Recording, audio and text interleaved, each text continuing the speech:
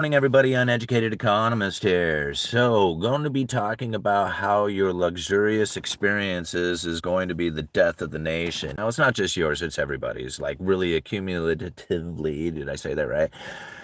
The entire nation, as we move into a higher standard of living, or as we moved into a higher standard of living, experienced the separation between the rich and the poor, but really it was the experience of luxuries that did it. See, now you can earn as much money as you want. And if you took that money and you reinvested it back into production and savings, but didn't actually use it to raise your standard of living, then everybody else out there would be competing with a low standard of living that you were maintaining. But the moment that you take that profit and you enjoy it, you start raising your standard of living, we start finding issues taking place within the economy. Now, you have to look back a long ways, but you can find it written down in the Cantillon essay, and I know everybody rolls their eyes when I talk about this, but this dude wrote one of the first essays on economic theories, and if you can recognize the economic force that he was describing hundreds of years ago, then you don't have to reinvent the wheel. You don't have to blame anybody, and you don't have to think about what it is that's going to fix the problem, because you're going to recognize what it is that caused the problem. All right. So now I'm not going to read the entire essay. I'm just going to read the abstract from chapter 8, the further reflections on the increase and decrease of money from the money in the state. And it goes like this. Increases in the supply of money from a balance of trade eventually causes prices to rise. This in turn puts pressure on domestic producers and increases imports. The result is that the balance of trade is reduced and eventually is negative. This is Cantillon's price-specie flow mechanism, which demonstrates the reason for the tendencies for equilibrium in international monetary flows. The balance of trade can result in economic power, but this also causes the economy to lapse into luxury and decline. Now, this is the important part of the whole thing. Like, this is a very quick summary of what ends up happening when you introduce a very industrious, productive nation into the global economy, like the United States was. We produced the world's greatest stuff. We sent that stuff out there to the world, and the world sent us their money. This gave us the ability to have a high standard of living. Actually, really what it did, it is gave us the ability to rise in that standard of living, right? We were able to increase it over that productive time.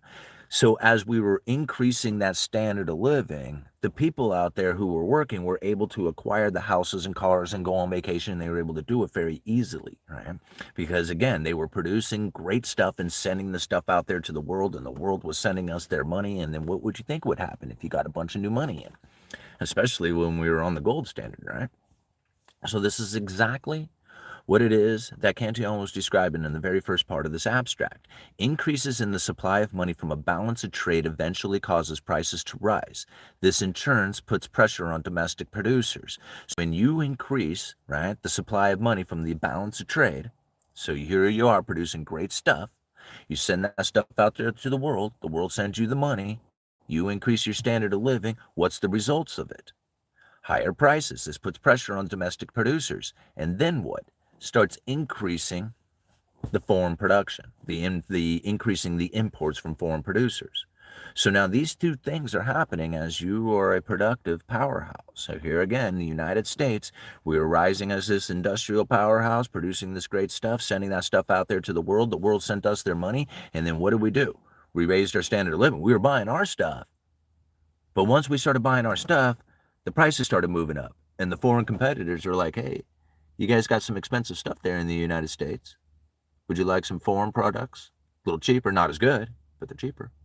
And of course, right? So if you start bringing in the foreign production, what's going to happen to the domestic suppliers? They're going to get punished for that. Now, we can blame that on politicians. We can blame it on greed. We can blame it on corporations, or we can blame it on what? The luxurious experience. It was death by luxuries. That's what happened to those manufacturers. We actually enjoyed the new money. Uh-oh. Guess we shouldn't have done that. But what ended up happening from it? We increased the money supply, or, we production, right? We were producing stuff, sent that out to the world. The world sent us their money. We increased our supply of money here in the United States. And then the prices started to move up, right? Everybody started consuming more. As those prices moved up, the foreign competitors are like, you guys got high prices. We're going to do something about that. And again, who do you blame? Who do you want to blame for that? Because I love blaming politicians for something, but I can't blame them for that, right? That wasn't their fault. We were like, hey, man, we got this high standard of living where we started buying all this stuff because we had all this gold from all the production that we had done. And now that we have this high standard of living, we have the foreign producers saying, hey, do you want some cheaper stuff to compete against your high quality foreign or domestically made supply? And the people were like, yeah, absolutely we do. Bring it on in. Right? It wasn't politicians going, hey, you know what, let's destroy our manufacturers by bringing in foreign competition, right? It was the people going, oh, I love your products, man. Bring it on in. They're super cheap. This results in that the balance of trade is reduced and eventually is negative. This is Cantillon's price-specie flow mechanism, which demonstrates the reason for the tendencies in the equilibrium in international monetary flows. Now, this is a little bit more difficult to understand, but this is what happens when you accumulate all the gold. See, like the United States did a great job. We produced all this wonderful stuff, happened to be in the Industrial Revolution time where we were able to figure out distribution, and we got that stuff out there to the world. The world sent us all their money, and we ended up with all the gold. A lot of reasons for it, but we ended up with all the gold. Now, this is something that Cantillon described what would happen, right? And he says at that point, it's time to redistribute the wealth. You're going to have to take that gold, and you're going to have to buy the production of the world and redistribute that gold back out there to the most productive, most industrious, most productive people out there in the globe. Because this is the tendencies that happen. If you accumulate all the gold and you have it all, everybody else is out there saying, hey, I would love to continue to buy your product and continue to make you richer, but we can't do that because we don't have any more gold to send you. So you're going to have to start sending it back out there to the rest of the world by buying our products this time. So it's just kind of like this equilibrium that happens between the most industrious people. All right? Again, this is Cantillon's price-specie flow mechanism, which demonstrates the reason for the tendencies for equilibrium in international monetary flows. The balance in trade can result in economic power. Absolutely it can. Let's produce the world's greatest stuff. Let's accumulate the money. Let's have a great economic power because of this. Then what happens? We buy into the luxurious experience, right? And this is exactly what happens. But this is also causes the economy to lapse into luxury. Your high standard of living now is buying the production of the foreign producers out there, and you're now going to export your money by buying that production. Right? But this also causes the economy to lapse into luxury and decline. This is always going to be the case. It's the luxurious experience that does this. And when people get mad and they say, what can we do about it? And I'm thinking, okay, don't enjoy life. All right, I don't know. How else am I going to say it? Because to try and explain it in this fashion is going to be very difficult to people to realize that for them to go out and work really hard to acquire a bunch of money so that they can enjoy their life in a better fashion that's more comfortable, more food conveniences and pleasures of life, however you want to call it, that wealth, that is what starts separating the rich from the poor. It drives in the foreign production, it drives out the domestic manufacturers, and it causes the economy to decline. It doesn't at first. At first it seems awesome, and everybody says, hey, can't we just maintain that? And it would be like, no, you can't. Once you have started down that road, that's the beginning of the end. It's like literally, as soon as you're working hard and you become producer savers and you're like, man, we are producer savers. What are we going to do? Don't enjoy it. That's what I'm telling you, right? If you enjoy it, it's going to start turning bad. And now I'm not trying to suggest the way the economy should operate, because if I work hard and I accumulate a bunch of money, I'm going to go and enjoy it myself, right? But I'm saying that if that happens and people do that, they should expect the decline. This is why we are experiencing decline. This is the reason why it is that people blame the boomers, because they were in a time that came from very productive, producing, awesome economy. We are not in the same economy. And so when they say, oh man, well, let's blame the boomers for screwing it all up. And it was just like, do you want to take maybe some recognition for the position that we now hold within the economy and realize we are not producer savers? That could then buy houses and cars and do all the things that we wanted to do with a regular, average, normal job. Those things don't exist anymore because we don't compete on the same level. Being a producer saver meant that we were producing and saving because we were producing stuff that we sent to the world, and the world sent us their money. That's how production savings work. Otherwise, you're going to be a debtor consumer nation. Now, this is a major problem because what ended up happening when the time for equilibrium inside of Cantillon's abstract here, the tendencies for equilibrium and international monetary flows. See, this is where the 70s were kicking in. And it was just like, okay, it's about time to relinquish the gold back out there to the rest of the world. And Nixon said, no, we're not going to do that. In fact, we're going to sever ourselves from the gold standard, say it's temporary, and go on a 100% fiat currency system and then promise we won't print too much. That's what we're going to do. Now, if we think about that, we have new money that continues to pour into the system. Well, if that's the case, what is going to happen? See, if we had new money coming in from production and savings, and the people who had that new money were then increasing their standard of living, and it started to separate the rich from the poor because of the inequality it created, because those are the consumers, well, the new money is now coming in essentially at the top, and it's staying at the top. Well, these are the asset holders, and everybody else who is now trying to filter or wait for it to filter down through is really getting last access to it, and therefore has no way of really being able to compete on a level that then gives them that idea that they are now achieving the American dream. They just can't do it now. It's because of the ever-increasing amounts of new money. See, if we had gone through the equilibrium, right, which meant that the United States was going to suffer some pain and misery for a while. But back in the 70s, there was the opportunity to do it. In fact, it was going to happen regardless because that's the way the underlying economic forces play out. But because Nixon decided to sever us from the gold standard, there was no reason to churn off the new money if the new money is what kept the system rolling. So once the new money was free-flowing and had no way of stopping it, or no reason to stop it is more like it, then you're going to have ever-increasing amounts of new money that pours into the system, and it's going to cause ever-increasing amounts of the separation between the rich and the poor because of the ever-increasing amounts of underlying economic forces that play out by the consumer, then driving up the prices and bringing in ever-increasing amounts of foreign production, exporting the domestic manufacturers. It's going to work this way every single time, and there's really nothing that can stop it except for the death of luxury. If you stop the luxurious experience, well, maybe you might have a chance. You know, you might have a fighting chance. You're certainly not going to be able to vote for a politician who's going to do it because they would roll, you know, their heads would roll in the streets. So there's no way that's going to happen. There's no voting this in, right?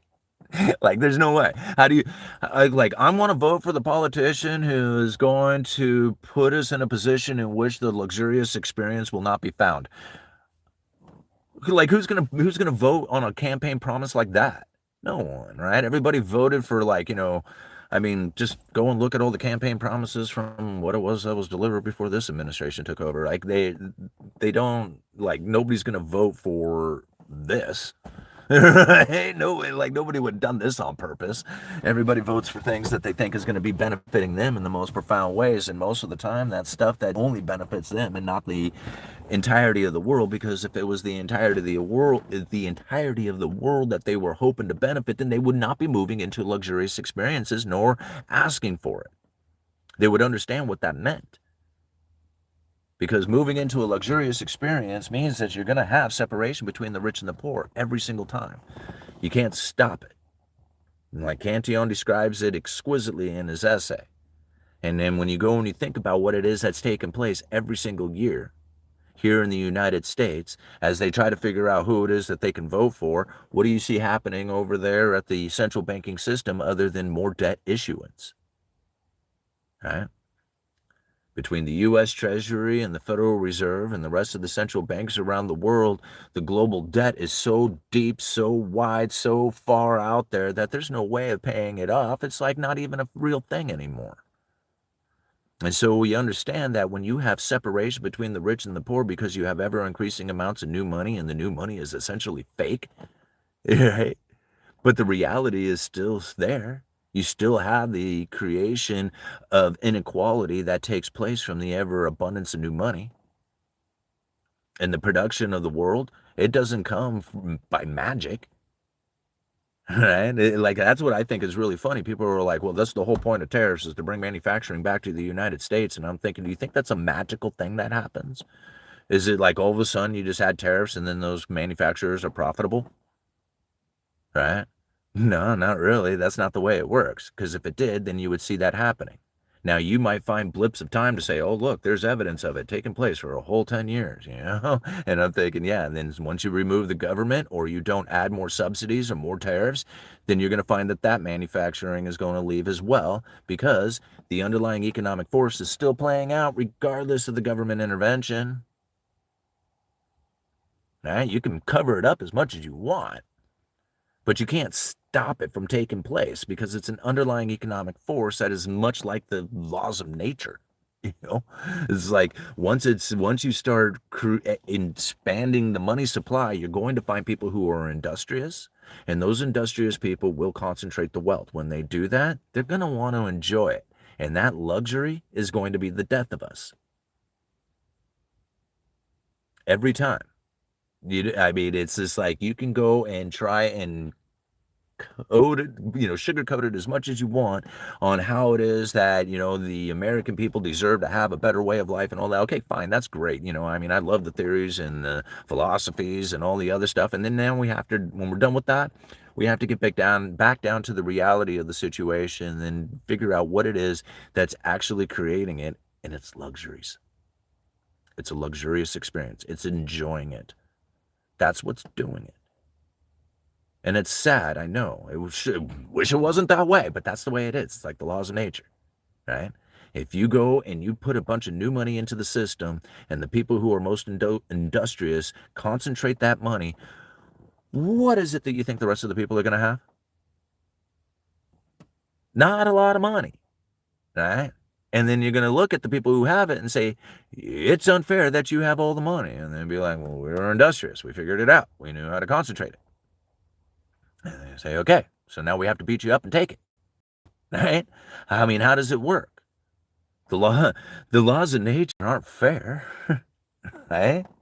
I mean, there is survival of the fittest when it comes to the nature, and to understand that there is underlying economic forces that work just like the laws of nature do, that mankind cannot fix. You can't stop it. Yeah, you can make as many jet airplanes and helicopters and devices that fly all over in the sky and make it seem like it's divine gravity, but I assure you, as soon as the energy runs out, so the gravity kicks in, and it will crash to the ground just the same as everything else.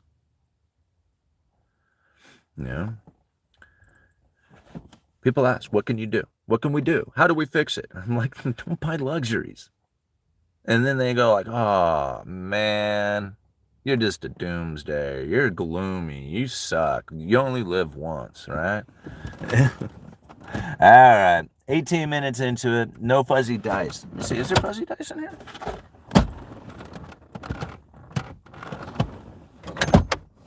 Nope. Sorry, guys. No fuzzy dice in here. All right. No fuzzy dice. Prove you are human. Bebop, whiz, burr, click, click, bang. What the? Whatever that was. All right. Stop using algorithms to target specific people, stealing their money, then making the move they called out without them. That's effed. Yeah. Dealerships are a rip-off operation. I'd know. Okay. Miss Deja says, Tabitha, doing okay? You know, the Easter holiday thing. All right, fuzzy dice repossessed. All right, this afternoon, doing it again. I dare you. Well, probably. Damn you, algorithms, damn you. All right, let's back it up here a little bit. So you have a job at the gas station or delivery, Uber, you're too busy trying to keep the lights on and eat to protest or riot.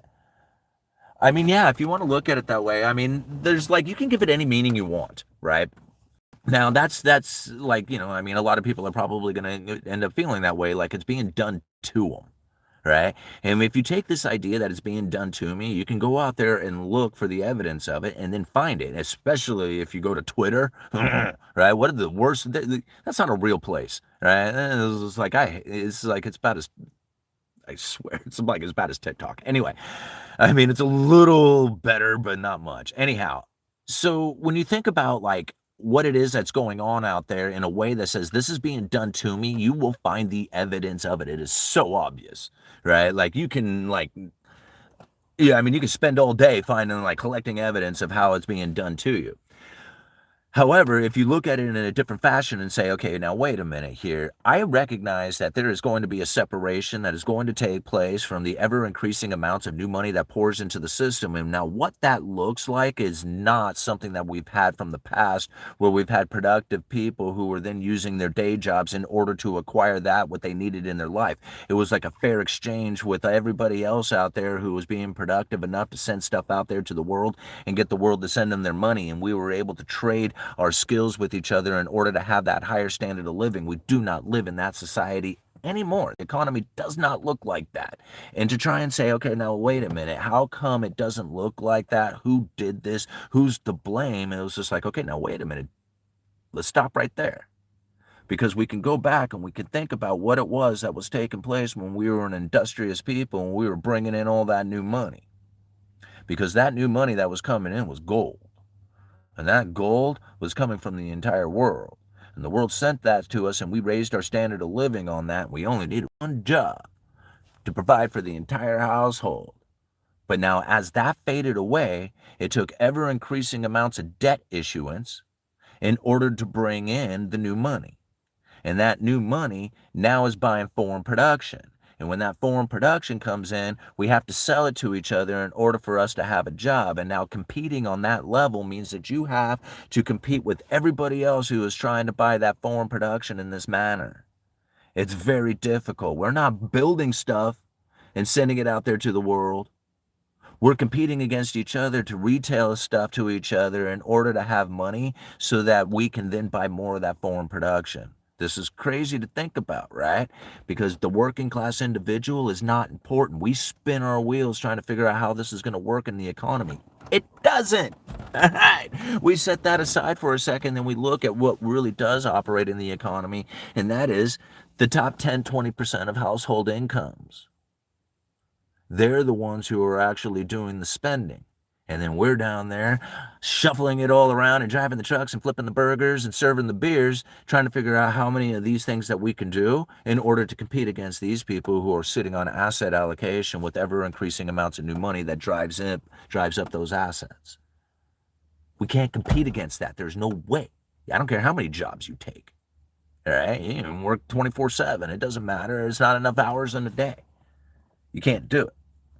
And that's the whole point of this, is to understand that there was a time that when we were competing against the rest of the world as a manufacturing powerhouse, that was a very easy operating position. Anybody could have a job and make it in this world. You could do anything you wanted, work at the gas station and rent an apartment and have a car, and it wasn't great, but it was awesome, and it was easy enough. Nobody really had to stress it. You just had to show up on time, be somewhat disciplined, get a job, hippie, right? That's it. Today does not work like that. If you do not recognize it, you're going to have a very difficult time. The people who recognize it, they download online brokerage accounts and they buy stocks $5 at a time because that's all they can afford. But they're putting themselves in asset allocation. Because if they don't do that, they're not going to be able to make it into this world any further, right? They're going to be struggling trying to figure out what it is that they need to do to take on more work, to get more money, to get more, of what it is that they need to just maintain their existence. And it's going to get harder and harder and harder over time. To recognize how this is happening is to then recognize what it is you need to do in order to position yourself accordingly for it. And now when I tell people you have to cut back on your expenses and increase your income, they're thinking, oh man, that's the last thing in the entire world I want to do. And I'm like, yeah, I know, me too. What I want to do is have one job and buy a lot of luxuries.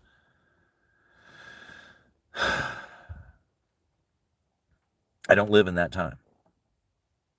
That would be a time long ago. That would be for the boomers and pre-boomers. Those were the people who got to have one job and experience that. We don't get it, right? We have to drive used cars and work 5 jobs.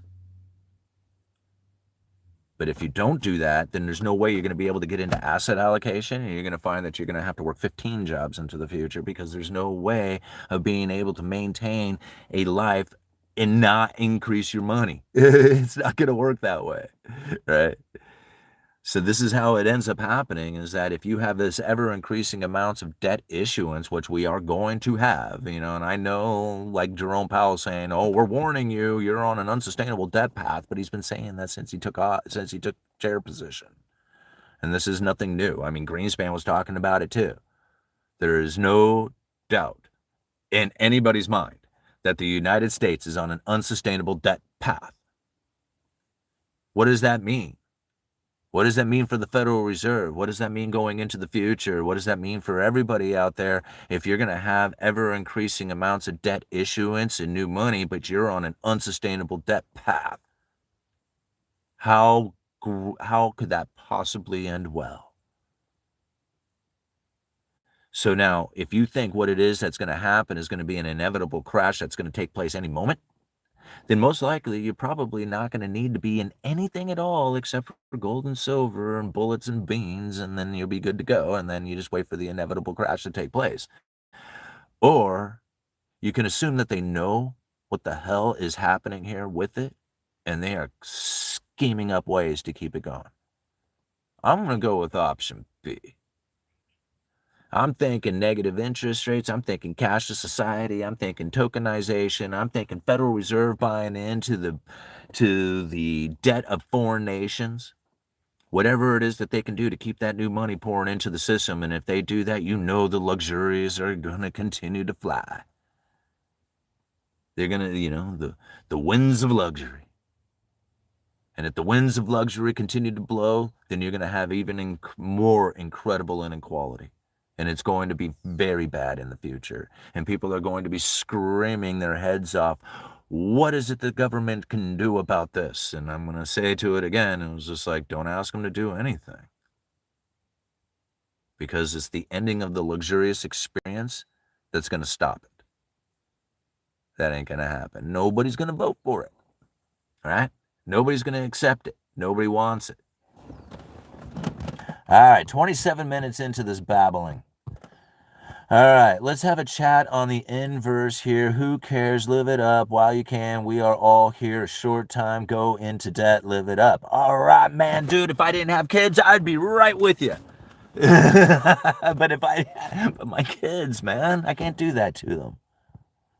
All right? I mean, I understand why you would. If I didn't have kids, I'd be right on board with you because there's no stopping it.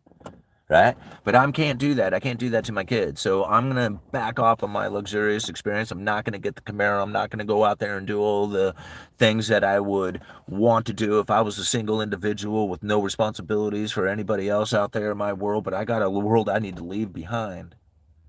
And I can't load it up with a bunch of luxurious experience so that they could be separated from the rich and a massive inequality because of my luxurious experience. Right? I can't do that to them. I mean, but if I was single, I would totally do it, right? Because, I mean, it's your kids, not mine. All right. I never understood why having more than one job is going to help you financially. I try to put all my eggs in one basket. I think he gets sponsored by MSD. All right, they're clueless if they take everything. Stock in tar, feather, and pitchfork companies will soar. Not really how I think, but generational wealth doesn't typically last 3 generations, but what I have read. Well, most people who don't know how to handle it or earn it don't keep it, right? Even without kids, choosing luxuries is not a path of virtue. Don't diversify. Put all your eggs in one basket and watch the basket. I can't really disagree with deplorable. I mean, I don't know about the basket that he chose, but I mean, I can't really disagree with that. Putting everything in one spot will make you rich. By diversifying into a bunch of different things will give you stability, or can give you stability. I wouldn't say will give you. But, no way the government can be fixed. No, it's not a fixable thing. And that's really where I think most people what's funny here? Let's just bring it up here real quick because I just got to see it. It just drives me crazy. I'm almost to the point where I just want to back off on all this. But all right, let me just cruise up here and just start cruising through some of these X posts here, these Twitter posts. All right, it says here, the uncomfortable truth, all You all know that the vast majority of politicians are BSers and have no idea how to run the country. The reason you vote is you said some vague things you agree with, you don't want someone else to win, you still think democracy works, you don't understand the financial system which extracts from whoever wins. Oh, that's actually kind of true. I kind of like that one. All right. A recent poll shows over 70% of both white and blue collar workers think AI will lead to fewer jobs. Why is it Congress acting? This is Bernie Sanders. I hated George Bush with a passion. Now, in retrospect, he wasn't as bad as what we have now. Here's another one. Uh, Most Americans under the age of 50 don't care about Israel, to be honest. We're beginning to hate their government. Very disappointed to see Trump become such a warmonger. All these statements coming out there, right? And so as I read through these things and I'm thinking to myself, nobody, like I see people like, well, you don't understand the economy. You don't understand. So it's like, okay, well, let's dive into the economy. What is it that's the problem here? Right? And what do they say? Nothing about the luxurious experience. And they know all the reasons. They're like, hey, man, it's the lack of my luxurious experience that is my problem with the politicians. Right? I mean, when you get down to the heart of it, it's my lack of luxurious experience that is my problem with the politicians. And it's the luxurious experience within itself that causes the problem. So you see how can't be, I mean, most people don't get it. They don't understand that's what's doing it, right? They're thinking, man, all those people have a luxurious experience. It'd be nice if they shared some of that wealth. And it's the luxurious experience within itself that you want that will cause more of the problem. And don't get me wrong, I mean, I want it too, right? But I mean, I also understand how the underlying economic forces work. If it wasn't for the fact of all the new money that poured in because of that industriousness of the nation, that brought in all that gold for us to raise our standard of living with, we would not have been put into a position in which that we could have severed ourselves from a gold standard and issued out nothing but fiat currency, which continued the new money operations.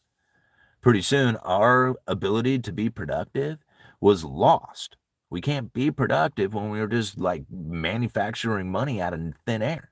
We have to buy the production of other people because they're not going to be buying it from us. That's what's like so crazy about it is like literally we trade the world's energy, their time, their people, their skills, their environment, everything. We trade everything that the world has for empty paper promises to pay into the future with empty paper promises, and then have the gall to say that they are ripping us off. When I heard that, like, Donald Trump using that, saying we're tired of like, the world ripping us off, and I'm like, in what way? We're paying them in empty paper promises to pay them in the future with more empty paper promises. Who could possibly be ripping who off? That was just like, that doesn't make any sense to me whatsoever. All right, moving on. Dude is stuck on this one idea. I don't think he can see beyond it. It is the reductive thinking about the economy. Okay, well, I mean, if somebody could actually prove me wrong on some of the economic theories and then also prove me wrong on some of the calls that I've made, like Biden's not going to bring manufacturing back, Trump's not going to bring manufacturing back. In fact, all this stuff that is being talked is going to raise the inflation expectation, raise the neutral interest rate, and make the economy less restricted for the top 10, 20% of household incomes. Now, I'm going to say that over and over again because that's what's happening. And if you don't want to hear it, go find another place to tell you some babbling bullshit that doesn't make any sense. Right? Now, if this doesn't make any sense to you, there's plenty of people out there, and I'm constantly getting emails now of people who are saying thank you so much for being so repetitive on this because it took me 2 years to finally figure this thing out. And I'm like, no problem, because I'm the only one who's going to talk about it. All right. Once the top take enough, people will go uptown to their doors. It'll end bad for the boogies. Eventually, there won't be buyers for the debt. Oh, but you like contributing, I say. I guess if you like real business, you can get a slow return if you want to. Imagine the world without U.S. Treasury bonds. Disastrous consequence. Yeah. And see, this is what's funny about it, Deja, is that I've actually envisioned a world without the Treasury bonds. And I think to myself, man, that is going to be very difficult for a lot of people to try and deal with. Like, they are not going to understand that money doesn't flow through the system very easily. Right. And it's the idea that you have US Treasury debt and cash that makes the transactions inside of this global economy just flow so smoothly. And I don't know how many people realize how much friction there actually is when it comes to doing transactions. Like, people just think, oh, you can just go and just do it. Just go get a loan, go get a house, go do all these other things.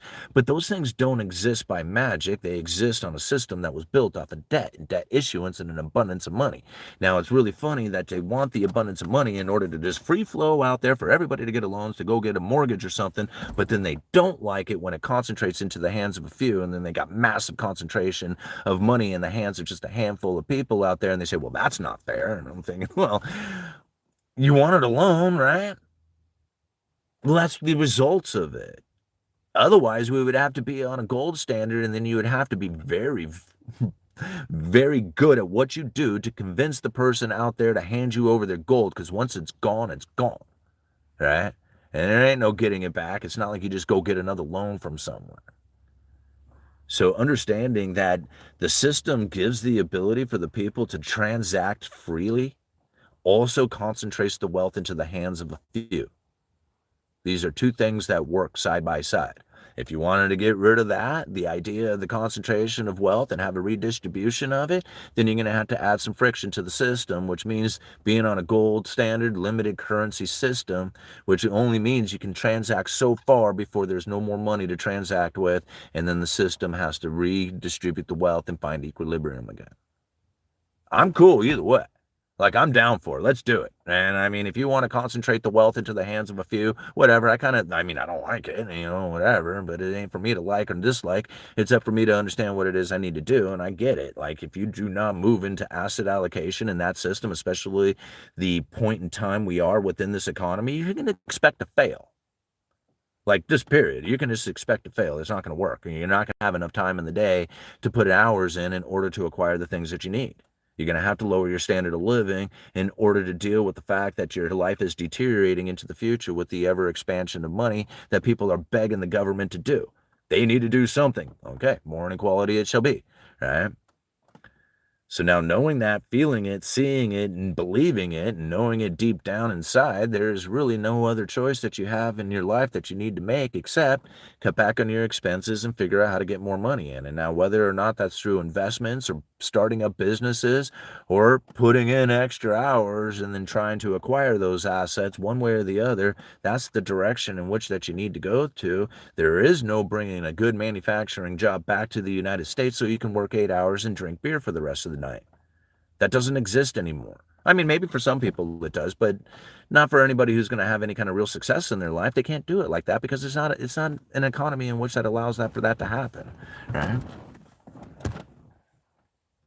Oh, I got my sister calling. I got to call her back.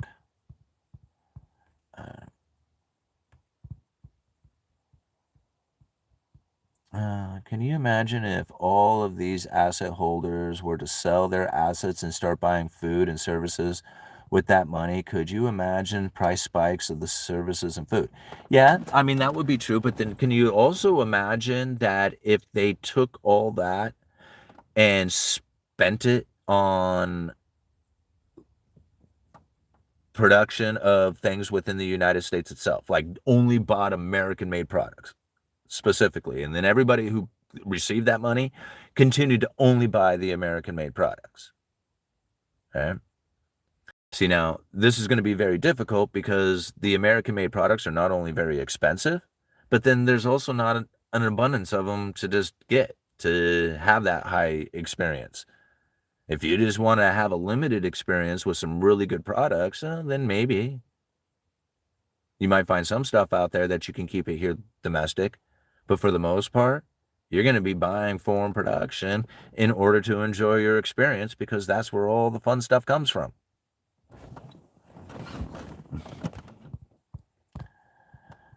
All right. If if all the assets sell off to zilch, wouldn't the entire system nuke itself? It wouldn't, because like, I mean, yes, it would, but then when it wouldn't happen, because you would have the exact same thing happening on the flip side of it. It would have to be a reason why people wouldn't want to pick it up at a cheaper price. So it'd be like a complete collapse of faith in the entire global economy or something of that nature happening. Now, I'm not saying that couldn't take place, but that's a very big hypothetical situation that, whatever. I mean, if it happens, I mean, I guess you might want to be in some gold and silver at that point, but I think that's a very, like, I mean, I think that's a very distant concern at this point. I mean, all you have to do is just either tweet or not tweet something about whether the war is going to end or expand, and you can watch the markets fly one way or the other. Yeah. No, they make more assets and people will buy them. They really will. It's just, what would really do it is if the Federal Reserve says, okay, well, we're not going to do anything. And that's it. That's all they said. We're not going to do anything. And maybe, just maybe, we might adjust rates, but we're not going to say anything about it until the next meeting, until after the meeting's done and we have already adjusted, if we adjust. In the meantime, we're not going to do anything. They do something like that, the markets would take, right? Because what was going to happen is that you would have instantaneous deflation. The Federal Reserve doesn't do anything. They sit on their hands, and the treasuries start to mature. They roll off. Money comes back to the Federal Reserve and essentially disappears.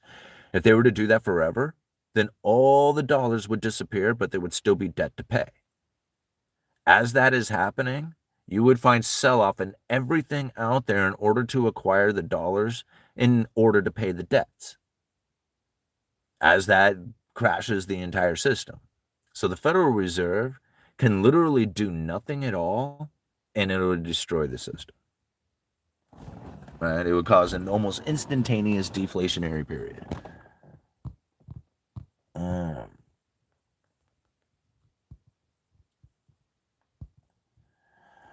Oh, deplorable owns the chat. All right, that's correct. The best deflationary tool that the government has is to create another derivative. Derivatives are deflationary to the goods and services. I find it easy to view the economy this way, but most people think I'm crazy. I think it's so Kolk. They just make more derivatives. Trump's speech was really sad. I don't know. I didn't listen to it. I just listened to the people's response to it because to be honest with you, I just don't really have enough respect at this point to listen to the words he says, like, with any kind of, like, real belief of anything that he's saying has any kind of merit of truth behind it. So instead, I just look what the people's reactions are to it, because I find that to be more important than the actual speech itself. The credible threat that he plays out there for the people to then respond to has a very, very definite reaction, input, impact to the monetary policy. So as people feel the elevated inflation and inflation expectations, and even from, like, especially when it comes to the Strait of Hormuz, man, I love listening to people talk about this one, right? Especially it was just like, well, we might stop the bombing if they just keep this thing closed, and, even if they keep it closed. And I'm thinking, well, that doesn't make any sense to end the Iranian war effort and then be okay with them keeping the Strait of Hormuz closed. Isn't that a problem? Like, doesn't that seem counterintuitive to the whole idea of, ending conflicts and all this other stuff? Except for when you think about it, for the reality of the situation is that we don't buy any of that oil from them. Like, that oil doesn't really come to any of our need. Like, we supply all our own oil and then sell other people oil, right? And so, like, the idea that thing is kept shut, it was just like, that's a total 100% win for the United States. Not for our people, but, they don't really care about us, the average everyday person. We're not really we're not really relevant, right? We feel the pain and we bitch about it, but we're not really an issue. The top 10, 20%, they don't really care about $5, $6 gas price. That's not a problem for them either. So really, there's no economic problem happening with the oil prices being high. In fact, it's a benefit to the United States because we can supply our own oil. We're not short on oil, or I mean, not always going to be. You know, we shouldn't be, but I mean, I guess there are times that we can be on supply chain issues.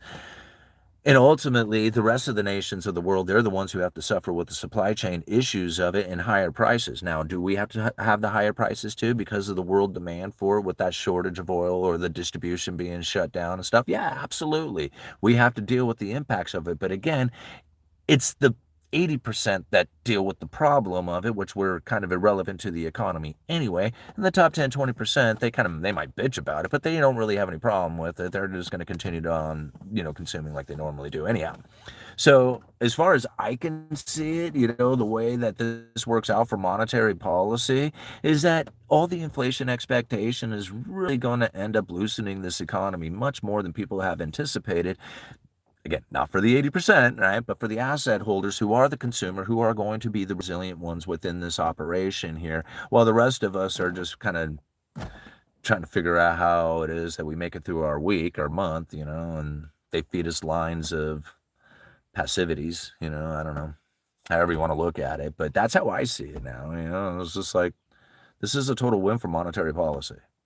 I don't know how many people see it that way, but it is, right? I mean, especially if you think about it in 6 or 8 months from now. See, this is the problem. People are like, dude, I read the news yesterday and it's nothing like what you're saying. I'm thinking you gotta think out about 6 months, 8 months, year from now, because that's how long monetary policy really takes to affect, right?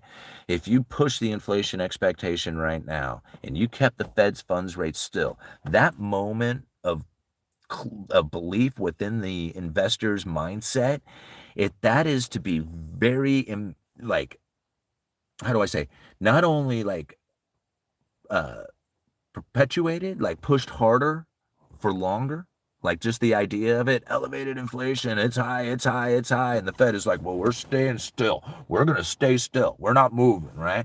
And you keep that sort of scenario going for long enough, that is going to impact the economy 6 months to a year from now in a very effective way, right? People are going to be like, oh man, remember back when all the wars and all that other stuff going, look how awesome things are now. So it really takes the idea of what it is that's going to happen after the tariffs, after the war, after all that impact, and how it is that people have positioned themselves for an idea that there's going to be ever increasing amounts of war and tariffs and all this other stuff happening into the future. Now, I know this is like when people say, man, old Trump, he's playing, 4D chess, and I'm thinking, and then they describe what that is, and I'm like, that ain't even close. Right? Like, if you want to believe it in a 4D chess pattern, here, let me dive really deep into it. Because when it comes to like taking over the globe and taking over and all the, Israeli stuff and all that, it was just like, oh yeah, that globalist propaganda stuff. Yeah, that's all kind of true things, but really when you get down to the heart of it, they're doing it through the money system. How they do it through this money system is very important because you don't have to fall into it, right? You can recognize what it is that's going on, how it is that this is loosening the economy, and how it is that they're using propaganda to push that inflation expectation. You can see it evident right there on Twitter. I mean, it is one of the worst places in the world for spreading that stuff. But once you know that it raises that neutral interest rate, lowers the real interest rate, and essentially is stimulating the economy, it's going to happen down the road. It takes time for that to, there's just lag, right? There's lag to the monetary policy and the effectiveness of it. Good point. If he doesn't seize the uranium, what did we actually accomplish? Saving monetary policy. That's what actually was accomplished. When you say stop buying luxuries, you mean stop buying basic products that it takes to live? Whatever, deplorable. What's a basic product that takes to live? Rice, beans, oats, and water. Yeah, anything outside of that is a luxurious experience. What am I supposed to tell you? What is a luxurious experience? I have no idea what your luxurious experience is. I'm just telling you that if you start raising your standard of living, you start enjoying it, you're going to start buying the foreign production. Right? I can't describe, you buying hairspray does it,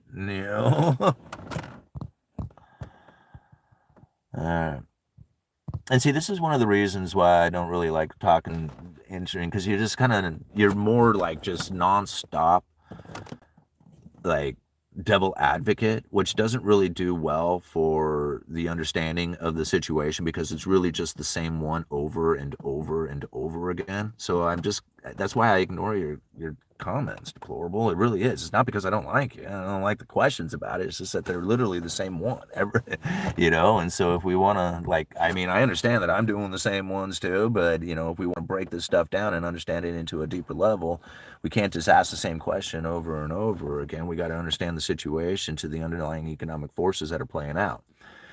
Tell me that it's not their luxurious experience as being a consumer that has created our economy. Like, it's not the 80% that are doing that, right? I mean, go buy more hairspray. I don't care. I mean, whatever it is that you got to do. But for me to look at this and say, what is it that's causing the problem of inequality? It was just like, well, let's step back into history and see what caused it in the past. All right. Well, there it was, luxurious experiences. Once you start moving into that, once you have that higher standard of living, then you can expect the decline. It's just a matter of time. All right. If you never raise your standard of living, how can you decline? Like if you always slept on the ground, right? And you had all the money in the world to raise your standard of living, but you didn't do it, how could you ever possibly lose your standard of living? You wouldn't. You would never have a decline, ever. You know, I mean, you might see your bank account move up and down, or whatever, but you weren't like you didn't have a high standard of living anyway. So what difference does it make?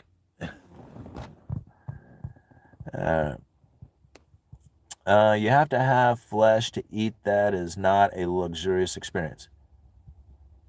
You have to have flesh to eat. That is not a luxurious experience. I disagree. I would say that, the ability to eat meat is very much a luxurious experience. Yeah. That's what I did. Any raise or increase went into savings plans. Haven't seen a raise in years. All right, turn the generators on so the starving people know where the ice cream is. I guess, but I would still have a family once, one way or another. Kids, that's the luxury we aren't having. Yeah, and that's what's really kind of crazy about it is that it really is a luxurious experience to have kids, but you have to be poor in order to have more kids. And I know for people to hear that is probably one of the oddest things in the entire world to think about. But just go and look at any kind of poverty-stricken nation. They're always got a bunch of kids running around, and it's the advanced nations with an abundance of money that are suffering the consequences of low population growth. And now, again, we can go and look at environmental issues. We can think about education. We can think about birth control. We can think about all these things that are happening, in society, especially like those with like within the social part of things, the way that people kind of treat relationships now. We can talk about all those things, but ultimately, Cantillon again described what it is that's happening. And people who are willing to live the poorest or least off the production of the land are willing to are able to carry the populations the furthest. So people who are willing to live poorly and cheaply, they can have a bunch of kids, right? Because ultimately, if you have a high standard of living and you have a bunch of kids, or you even have kids at all, the idea of them like pulling you down in your standard of living is higher than if you have a low standard of living. You can have like as many kids as you want. It doesn't pull your standard of living down any. But if you have a high standard of living, kids are somewhat expensive. And so people have a tendency, if you have a high standard of living, to not want to have kids because it's more difficult to maintain that higher standard of living with kids. So this is the reason why most advanced nations don't really have high population growth, where the poverty-stricken nations have all kinds of, kids. And again, like people will disagree with me on that all the time, and that's fine. You can disagree, and that's cool. But the reality is that Cantillon had described it from that fashion so long ago that trying to reinvent the wheel, that it's birth control or it's education or something else, when it's happening in specific nations as opposed to others, it's just like whatever. Both can be true. Family is a blessing and also incredibly difficult to fund their upbringing in our country, right? Like I have a couple of kids that I have to get out there into the world and they have to make it out there. And people are telling me all the time how difficult and hard it is. And I'm like, yeah, I feel for them, right? And so I'm trying to give them the best opportunity they can, the best security. It's just like,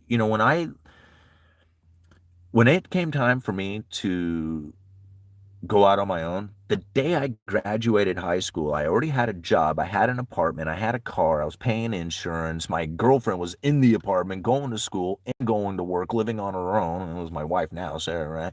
I mean, we were doing this at 18 as kids in high school, and the day that we graduated, we were off on our own doing our own thing.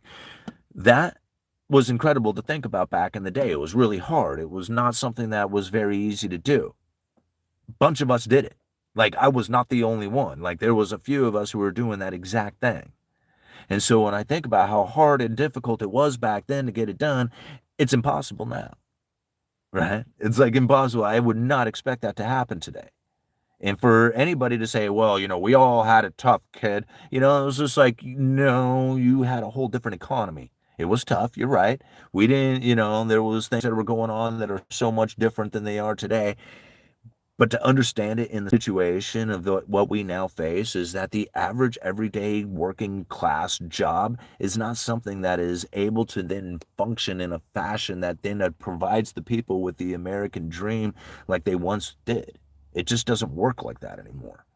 But we have the ability to do it in so many ways now, right? There's so many different ways of being able to make money, investing into assets and, doing the whole thing. It's just, it makes your mind spin on the difference in what it is that they had to deal with back in the day to what it is that we have to deal with today, and what it is that we compete with. All right, if your parents started today and repeated the four kids family, they wouldn't be able to make it work today. Like we said, they are two totally different economies. Absolutely, they are. And that's why I find it, I find it, I find it somewhat scary, but more sad, like literally saddening, right? In the way that people so desperately want it to be like it was. Like they so want that, like that idea that they could have that family experience. And I understand it. Like, I'm trying to do it myself. It's really difficult, right? It's just like everything that I do is just like it's all for it. And to try and like dream of having something like that and then imagine what it's like to go through the steps of acquiring what it is that you would need for that family, and it's just like it just drifts further and further and further away. That's sad. That's like sad for me to think, for people, right? It's sad for me to think for my kids, for my boys. Like, it's just like, man, I don't know how it is that you guys are going to get this done if you don't figure it out. I'm trying to do my best to set them up in a way that I can, but again, it's just like, how much time do I really have and how much effort can I really put in? I mean, when it comes to each individual person, it really takes them over their life to position themselves accordingly, right? Like, that's really where I think, even for even my circumstances, like I had screwed it up so bad to the time that I was 40. It's taken me a while to repair what it was that had happened, like in so many ways.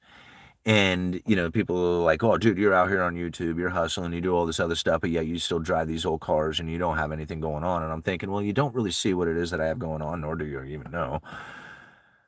But the point being is that if I had positioned myself better when I was younger, it would look so much different now. God, it would look so much different right now. Even what I have going on with everything, it would just be a whole different experience for me. But whatever. It's just like it is what it is, and I have to deal with it how it comes. So when it comes to like people and their expectations of what it is that should be or could be out there, I let all that stuff go a long time ago and kind of come to the understanding that nobody's going to be there to save you or even pat you on the back really when it's all said and done. Like, they might do it along the way, and there might be some people there who were close to you, but for the most part, the people who were pushing you down or telling you that you couldn't do it or any of that stuff, then none of those people will be around. Ain't none of one of them, right? Like, I think about it, even buying this house, you know how many people said, "Oh, dude, you're gonna be so in debt here in a couple of years. You're gonna be so busted. You were made such of the stupid." I mean, you should see some of the comments. They told me on what I was. Like, they told me I was so all these things, and they just listed it off. And some of them were really hurtful, and some of them kind of actually got to me a little bit. I'm like, oh man, maybe they're right, you know. And then I would go through my information, and I would look in, and I would think about it, and I'd be like, no, no. After a couple of years here of this, I was, because at first, I mean, I was really scared. I thought for sure, man, maybe I was prepared to go underwater on my house and all that other stuff. Then a couple of years go by and it didn't happen. And then people are like, oh, you just wait, it's coming. And I went over my information again and again and again and again and again. And I'm like, nah, there's something different happening here this time. What we got is something that is now taking place within the mindsets of the people for a monetary policy, and this is working differently. People have people have an expectation that there is some sort of return to Renaissance or something. Like I was reading parts of it's like, well, until houses are 150 or $250,000 again, you can tell those home sellers out there that they could kiss it. Same thing with the home builders. Like until they are building a home for $250,000, you can tell them to go kiss it. Well, yeah, you can kiss home ownership goodbye. All right, you might find a couple of builders out there in some locations that might be able to provide that on a sustainable basis for you, but for the most part, and everywhere else, in any kind of location that people want to be in, that's going to be almost an impossible thing to do. And so when you tell builders that they have to do this in order to build a house to sell it, then you're just basically saying we're just not going to have any building or builders. And then you're really not going to have a house, you know? But that's the direction in which that we're headed anyway. I don't know how many people realize it, but that's literally the direction that it's going. And I love it when people bring up, it was just like, oh, you should see all the efforts that they're putting into reigniting the housing efforts and all that. And I'm like, over the years of listening to politicians talk about how it is that they're going to get the average everyday person into a house has done nothing but gotten worse. Like I don't know, every single time they ever said it, it's like the problem grew worse. They might have found a blip in time, like the very initiation of these projects and these ideas that created like this moment of opportunity for the people who had the first in on the programs or the offerings. But after that, the problem just grew exponentially, and you can just see it over time, 1 hour into this live stream. Much time? I got 48 minutes, 48% on my phone. Okay, look how the devil gives all of the wealth out. When the AI robots are felling the trees and building the houses, it'll be 150K. Do they have robots that do that? I mean, I understand they can. They can probably build a robot to build the robot to do it, but do they have robots that do that? I think they're still done by people. In fact, I think they're done by mom and pop operations. In fact, I know they are because I'm living in logging community and I also work in the lumber industry. So, yeah, the AI robot kind of thing, it's a great fantasy of the future. Like that very well take place, but that's not happening today and it's not going to happen tomorrow. All right. And so what happens today and tomorrow is more of the same of what we had yesterday. All right. Anytime the government oversees a subject, they will surely F it up. I have not found anything that they really do well, you know? And don't get me wrong, like without their initiative, then we probably wouldn't see a lot of projects out there. So it's probably good that the government does do stuff out there because they really spark off a lot of things. But really, they're terrible at everything that they do. Like government's not efficient at anything. Yeah, how would they be efficient at anything? They can't be. They're not. It's not like even something that works. Okay, Simon, don't you feel that the products produced now are bound to fail a lot sooner than they did in the past for the specific reason of replacing it? Well, I don't know if they're necessarily designed to fail, but they definitely seem to be having like a design, like what do they call that? Something obsolescence or whatever. Like anyhow, when you bought a car back in the day, it came with the manual on how to adjust the timing and the points like all this other stuff. Like there was ways of dealing with the car as an owner in order to keep it functioning. Like that was a real thing. And there was a lot of products like that. And so they built products to be maintained, right? And it was basically, it was expected of the owner of the products to maintain them. But then time went on in which that the people said, well, we rather not have to maintain these things. Can't you just build them to last? And it was just like, nothing lasts forever, right? Like it's a machine, it spins, there's gears and parts, right? So if you want it to be built to last and not to be maintained, then we just build it to not be maintained and just try and give it as much life as possible. And if we figure it's worth this, for this many years, and that's what you get at it, and you have to buy another one, well, that's almost what the people ask for because they don't want to maintain it, right? I mean, it's just like that's kind of the way it went. Like TVs had like, what do you like? Remember they had like tubes or something? You had to go down to the grocery store and match it up to like whatever, like had a tester or whatever. I kind of remember these things from when I was a little kid, but anyway. All right, when the Jetsons cartoon, I was excited for driving in the sky. If you're buying a home right now, you will never own one in the future. They want everyone to be renters. If you're buying a home right now, you're setting yourself up for your future. I don't know how many people realize that, but at the end of the day, it's all about property ownership. Like, there's two ways to live independently of the state, right?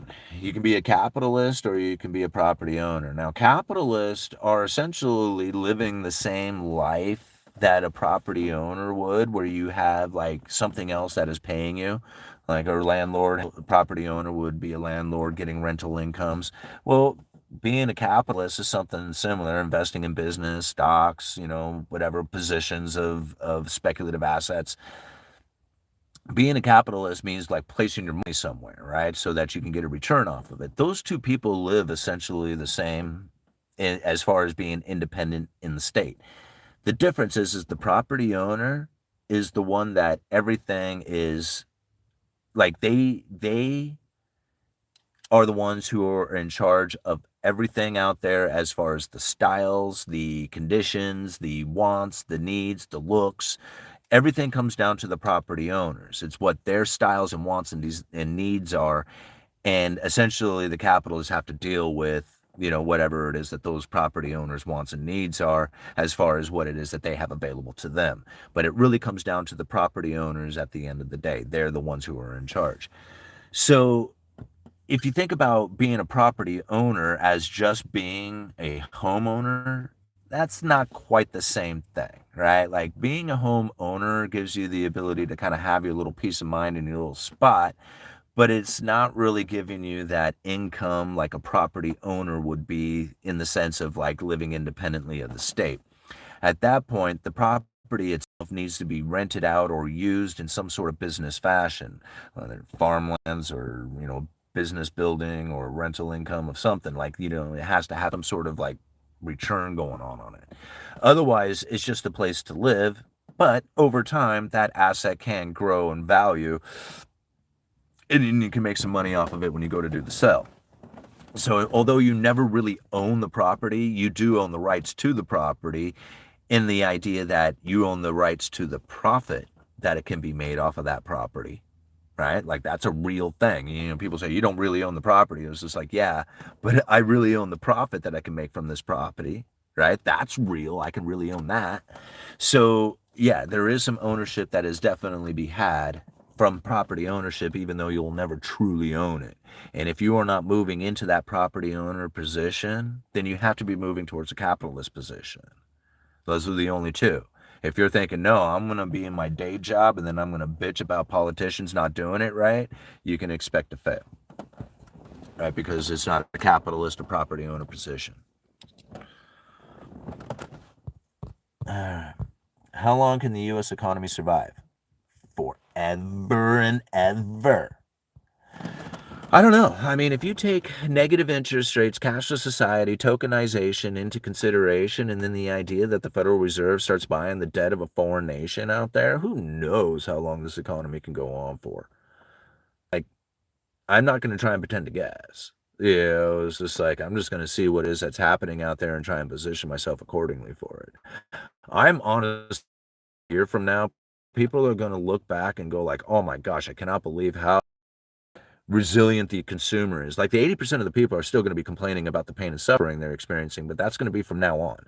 I don't know how many people are quite prepared to deal with that, but most of the people, especially like the bottom 50%, like they don't have a chance at this point. Um, I'm doing what they're normally doing. When I say they don't have a chance, is like if they continue on with their operations in the way that they have been, they don't stand a chance. They have to change what it is that they're doing. The powers that be above, they're not going to do anything for the bottom 50%. They're barely going to do anything for the upper 50%, but they're geared and focused in on the top 20 because that's where the consumer is. And if you are a consumer-based economy, you don't worry about the bottom because they're not going to do anything for you. They're irrelevant. You worry about the people who are actually going to do something for the economy, and those are the consumers. In a consumer debt-based economy, that's it. That's the focus, right? And so that's what the future is going to look like. And people are going to be like, how can that be sustainable? And I'm like, I really don't know. Like, I mean, this is like, it should have ended a long time ago. But again, we have ever increasing amounts of debt issuance. Even though these foreign central bankers and all these countries out there are dumping U.S. treasuries and all this other stuff, the U.S. holdings of U.S., I mean, the foreign holdings of U.S. Treasury debt is higher now than in any time in history. People have to recognize that. Yes, central bankers are dumping out a bunch of the U.S. treasuries in order to pay the dollar denominated debts that are out there. We have a slowdown happening within the economy, within issues happening within this, within the conflicts, and all these things have a demand for cash that since then starts to take place, and people get very worried about lending out more money, so they demand a higher return off of that. This is going to create the situation that you are now witnessing where people are like, oh, where do I get my cash? How do I pay my bills? But yet at the same time, if you really look at it, the US holdings, or the foreign holdings of US Treasury debt right now is higher than at any time in history. So don't let the people fool you out there on what it is that's going on. Yeah, there is a lot of stuff, right? And it does have some kind of fearful ideas behind it. To really understand it for the situation we now face is to push back away from it a little bit, and then to know that the the holding of debt, like having issued out debt in US dollars, means that you need to acquire dollars to pay that debt back. And this is really where a lot of bankers are out there trying to figure out where they get the cash from. Well, the easiest way to get cash is to sell US treasuries. As long as you have a Fed and R. Simon, you are not wrong. My grandma bought her house for cash in Detroit in the mid-centuries. It's virtually impossible now. I mean, I knew my buddy was telling me, like, he's a little older than I am, but he said his mom bought a house with a waitressing job, right? She worked as a waitress, and now she did pretty good, and she saved up tips and all that, but still, it was, she worked as a waitress and bought, it wasn't a great house, but it was a house, and they lived in this house, that his mom bought. And so to think like this was something that was not untypical, right? It was something that was very reasonable. In fact, it was almost expected from a lot of people out there. And now we wonder, it was just like, well, how come it isn't possible? And I'm thinking, well, did you remember the story back in the early 80s or maybe the late 70s where your uncle, who was working that cheap job or whatever, bought the property and then built a little shack of a house that he lived on and kind of expanded over the years and ended up selling it for $250,000? Right? That story doesn't take place anymore. It's because that average little tiny house that people would say, like, how come they don't build houses that are cheap anymore? Is because they don't build them like that. There's cheap little houses like that are not the same that they did. Right?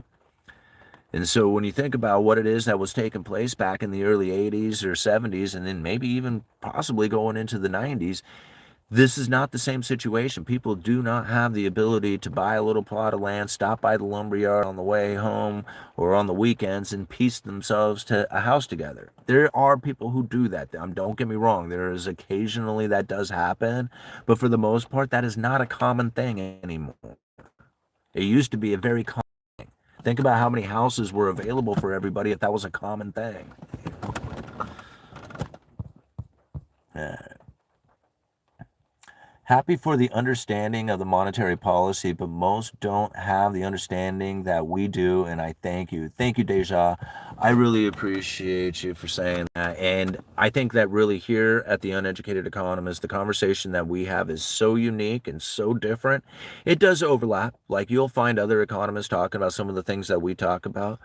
But the things that we key in on, that we touch on, I think is very, very unique, and it's, very in line with what it is that's happening on a daily basis, especially considering what happens with elevated inflation. Like, I've been calling this out for so long, like, I'm not going to shut up about it, right? Like, for years, I've been talking about this being the strategy, and it's very, very, very hard to see it, recognize it, and impossible, literally impossible to find anybody else out there who's talking about it.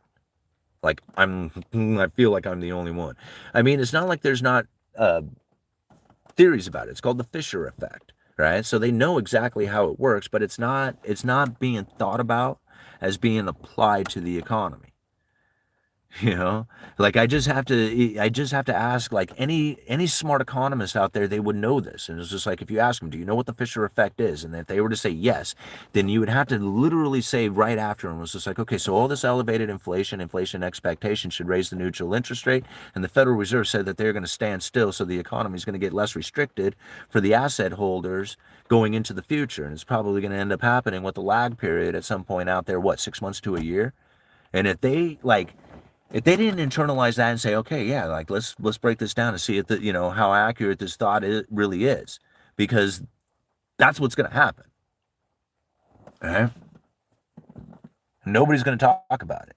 I'm the only one. I mean, recessionless recession.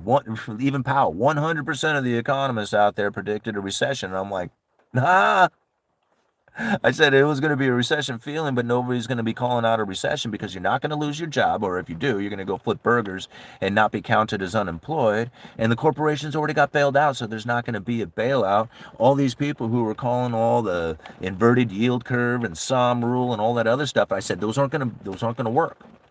Right? I said they were good indicators before, but this is not the same economy in which that those things would have been a good indication. The SOM rule is based off of unemployment. We, the people, are not the consumer anymore, so that unemployment thing doesn't matter for the consumer.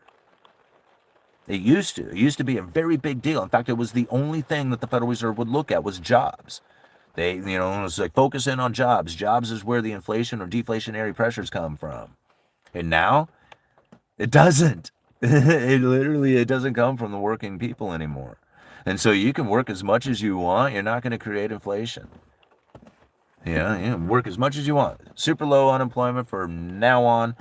No worries of inflationary pressures from it. Before, it used to scare the Fed. They would think, man, if we had low unemployment, it would create inflation. Not so much anymore. They don't look at it that way. When did mortgages become a thing? I don't know. I mean, I've been out there for a long time. Like, I even think about, even uh, the Sears homes, where they would deliver them in pieces, and an average everyday person could put the house together. They were financing those, right? I don't know if they were necessarily like mortgages, but it was, a loan with the house as the asset that got repossessed at one point. I didn't that's the rest of the story, by the way. Sears had all these like kit homes that they sold out there, and their thing that they had that was unique to everybody else who was selling these kit homes, because Sears wasn't the only one, there was other people who were selling them. They were financing them, right? So they're like, hey man, even if you can't buy one of these things, you can pay for it over time. So here's a house, go piece it together, make payments on it. And then they couldn't make the payments, and that was a lot of free labor. All right, that was a lot of free labor, though, and it was a political nightmare for Sears. They were like, oh, you can't do that, right? So it's not like, the idea behind financing a house is new. It's a very old idea. We bought without a mortgage, but we also didn't have luxuries for a decade prior. Right? And okay, Rwell 376. That's actually a great. Oh, my computer died. Oh no, I still got 7% here. That is exactly what Cantillon says to do if you want to be a property owner. Did you know that? Let me see if I can find it here. Oh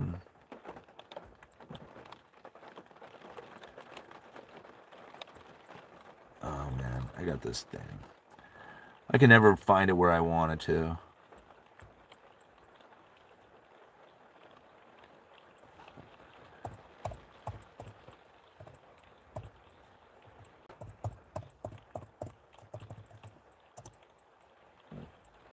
Oh, where is it? Oh, I can't find it. Anyway, Cantillon described it as saying that people who want to be property owners will not at first increase their expenditures. They will hold back on that secure rate of interest beyond their occupation to secure that property. And so now when we think about that, there's evidence of it right here. There are like 10 years we had to postpone buying into expenditures, increasing our luxuries or our standard of living, held back on that so that they could then secure that property. That's exactly how Cantillon describes it being done. Like, you did it, right? You did it exactly the right way. And so when I think about other people out there saying, well, we should all be able to deserve to buy a house, and I'm thinking, well, cut back on your luxurious experience, right? Don't increase your expenditures. Earn as much money as you can. Postpone all that happiness so that you can secure property. Like, that's how it works. It's just the only way. I don't buy luxuries anyway, so no biggie. Yeah, I don't really buy luxuries either. Well, I don't know. The Suburban's a pretty good luxury. I like it. I'm looking to buy cash, but an uninhabitable fixer that I can fix and finance. Yeah. See, an uninhabitable house. See, that would be good because it's absolutely worthless, right? Like if it's uninhabitable, then I can't imagine how much it would possibly be worth. It would just be worth the land. And if you have like I remember it was just like, well, then you might have to tear the house down and start from scratch. And I remember a buddy of mine says, oh, that's not true. You can fix anything. And I'm like, pretty close, man. You might be able to just about fix anything. Like if the foundation is good, and for the most part, a good chunk of the framing's all right. Yeah, man, you can fix just about anything. I mean, why not, right? It's all just pieces. Right on. I would love to see All Nighter do a full-on project like that. Lobbyists should lobby for mandatory air conditioning. I think they do, didn't they? To put heat pumps in everything? I think they do in a lot of areas. All right. I think my problem is the definition of luxury. Okay, here we go, deplorable. I'm going to read one of your comments. Uh, it's so hard to define. I would say stop buying frivolous items that do not improve your life. But I don't know if that's necessarily it either. Like, I mean, is it anything beyond a necessity? I mean, if it's not food or shelter or clothing and not like one, like new clothing, like why would you need new clothing? Because your old clothing is out of style and you look like hell or whatever. I mean, that's like, is it a luxurious experience because you want to be dressed nice? I guess so, right? But like, I don't want to dress like a slob. I don't want to look that way. So I guess it's a luxurious experience to not wear rags. You know, I don't know. How do you justify what a luxurious experience is? Like if you have no clothes at all right, yeah, that would be a pretty luxurious experience to have rags. But if you have rags, then it would be a pretty luxurious experience to have a nice suit.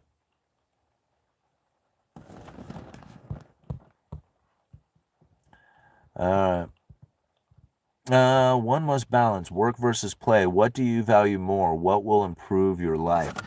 Well, that's a good question. What's going to improve your life? And I think that that's kind of like a very I think that's a very two-direction question. Like, what's going to improve your life, like your health, you know, that's way different than what's going to improve your life and your stability in this world. Because people are like, oh, money's not that important, we don't really need that. And it was just like, okay, well, then when you start getting sick, how are you going to deal with that? Right? Because if you don't have the money and you start getting sick, you're going to have issues. And people say, oh, no, man, you just have to enjoy your experience every single day, and money's not that important. And, as long as you eat healthy and do the right thing and just kind of go through life or whatever. And it was just like, okay, well, that's cool too, until it's time to pay the bills, until it's time to, figure out how it is that you are actually going to acquire the things that you need, unless you plan on, like, just living on the ground, which then means you're homeless, right? So I don't know what it is that, people kind of think is like going to be healthy and right. But to me, when I think about what it is to mean like a stable life and to be healthy, like I try to eat fairly healthy, all right? I think about what it is to be, you know, older and having to put all my money into like hospital or something like that, medical care, and then not be able to leave anything behind. Like that just like absolutely drives me nuts that I see this happening so many times that, they saved up hundreds of thousands of dollars and then it all just essentially got lost because they got sick or something. And to me, it's just like, man, what a depressive way to go. Like you work your entire life just to watch it just vanish away inside of just a few years of unhealthiness, right? And so for me, like that's a huge investment, taking care of your health. People are like, I don't know if they really understand like how much savings that is. you know in order to not have to deal with your issues because of your piss poor diet or something like that.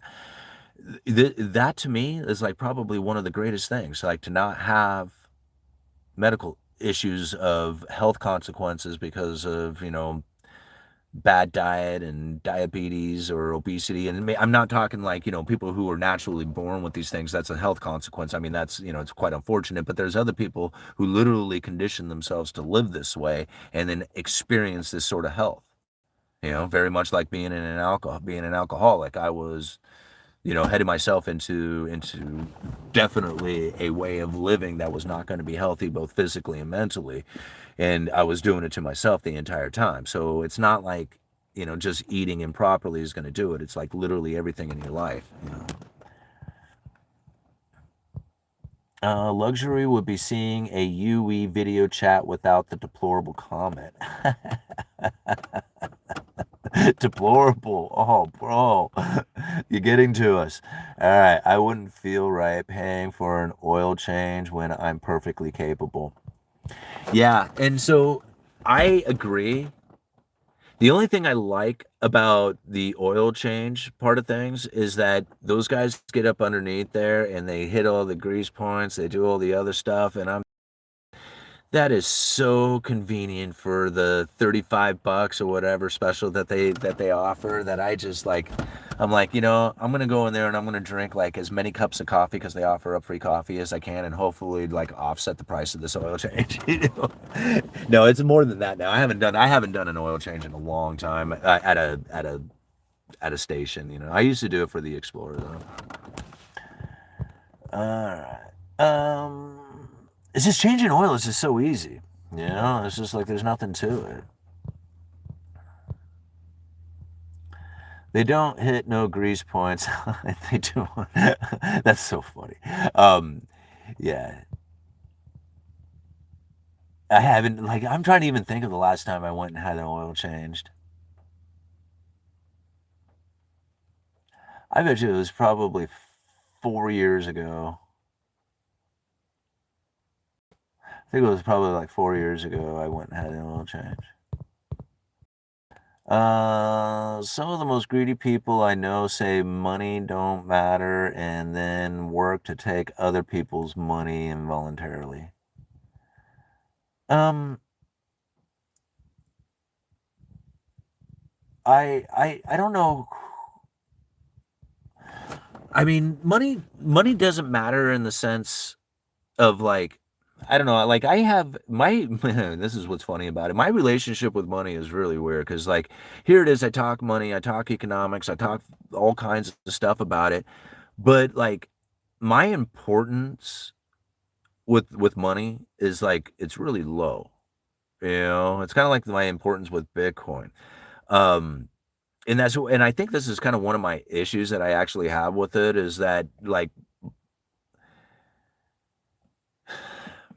people put so much importance on it that they actually end up ruining it for themselves, right? Whether it's in acquiring it or having the lack of it, right? But when they put so much importance on it that it makes it something difficult for them. And again, like even people who make a lot of money will have difficult times dealing with the idea that they have all this money, like they don't like how are they going to hold on to it, or maybe it was just like they got a bunch but they don't feel like they have enough or something of this nature begins to take place, and so they don't actually have a decent like energy flow with the money itself. And so when the importance starts to come up with it, people have a tendency to put the blocks with the importance, like if it's very important that I get this done, it's very important, right? And when they do that, they end up putting themselves in a position in which that it makes it very difficult and hard. Like if I don't get this done, then the whole world's going to start coming undone. So when you have this kind of idea on what money is for you and what it means for you, then it ends up being something that can either be very easy, like you just don't think about it that much, or it becomes something that's the only thing you think about. And so that's really where I get stuck on it because I don't really think about it that much for myself. Like I pay my bills, I have my savings, I do like, these things that I do, which, is not like overwhelming, like awesome stuff that I get to like, share how millions of dollars flow into me every month or something. That's not like what I'm doing. But I do obsess over it in the idea that I think about where the money flows and the economy and, the monetary forces and stuff like that. So it's very odd on how it is that people look at money and the importance that they give it. Because now the importance that I give money is really unhealthy in the way that I'm trying to obsess over videos and doing like, what it is that's happening within monetary policy and all this other stuff. And I obsess over this sort of thing. But I don't necessarily obsess over how do I get the money so that I can pay the bills. Right? Like it's two totally different types of obsession.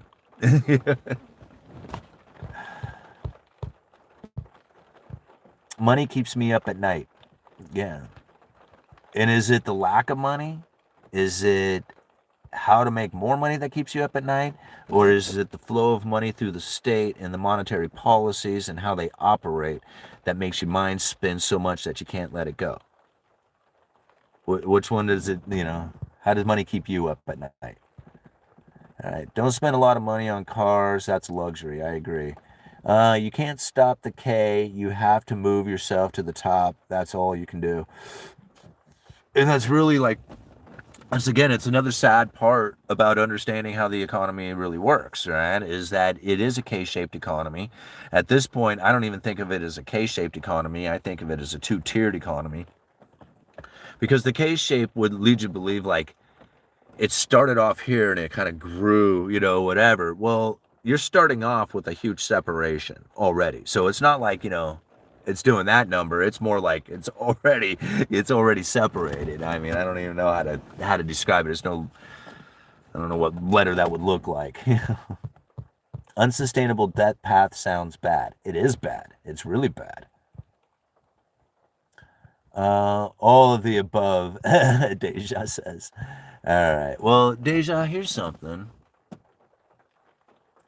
You know what? This is good practice then. So for me, like when I dwell on something like that, I literally have to think to myself, man, this is the thing that I need to learn to let go.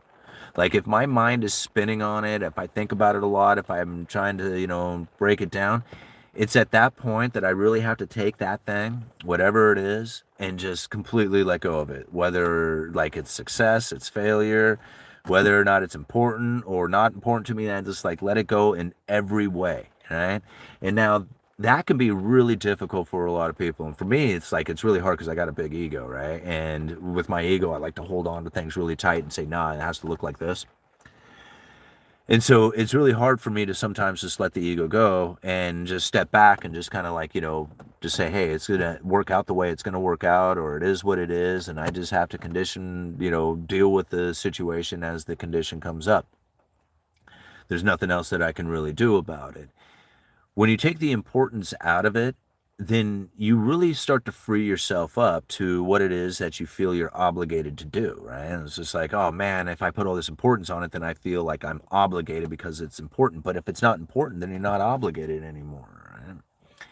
When you let go of the obligation and you let go of the importance, now you freed up the energy to really start to flow, right? Because before it had a bunch of resistance, it had importance and, your actions involved, and you were putting blocks up and all kinds of stuff. But now there's no importance, there's no blockage, there's nothing really happening out there that would even give you the ability to block it because you've dropped everything. So now here you have energy flow that can just go any which direction. Could it leave you? Yeah, absolutely. If you let it, right? It can, you can just be like, oh well, I'm just going to sit here and do nothing and then just watch my bills take all my money away. Like, yeah, but then again, that's not really the action that most people take. You want to get up and you want to move, right? You want to start actually creating things in your life because you know that creation, whether one way or the other, is going to bring some sort of thing into your life. Whether you draw it yourself and you're like, look, I drew myself a picture and I'm going to look at it, right? You created something in this world. And now whether or not it's a painting or music or a house or whatever, there's creation that can happen. And now you put the energy into that creation. Whatever energy that you put into that creation is the exact what you're going to get out of it, right? So if you put the creation, I need to make money with this creation, think about the energy you just put into it. It was importance. Well, now you're going to put resistance into it. Same thing, right? Now you have to think, am I creating this painting because I just really want to make this painting and I think it's a good painting and that's what's really in me, right? Could I sell it? Yeah, absolutely. And if I do, I better put like what I really believe into this. Same thing with building this house. Like anybody can construct a house, but do you know what it is to work with a builder who is absolutely adamant that every single piece of that house goes together in a perfect fashion and not one, no flaws. No flaws in anything out there. No cover ups, no shoddy work, none of that stuff. Right? It's because they believe in their product. They believe in what it is that they build. They're not just there to try and make the money. Like if you're just trying to make the money, your energy will go into it. Like I don't care, whatever. You know, crooked studs, crooked door jams, don't care. All this kind of stuff, or out of plumb walls. People who are just in it for the money, that's going to be the experience that comes from it. That's the energy that's within that house, right? But then you find somebody who's like, yeah, I'm making money off of it, but I got something important here to do, and it's to put this house together absolutely perfect.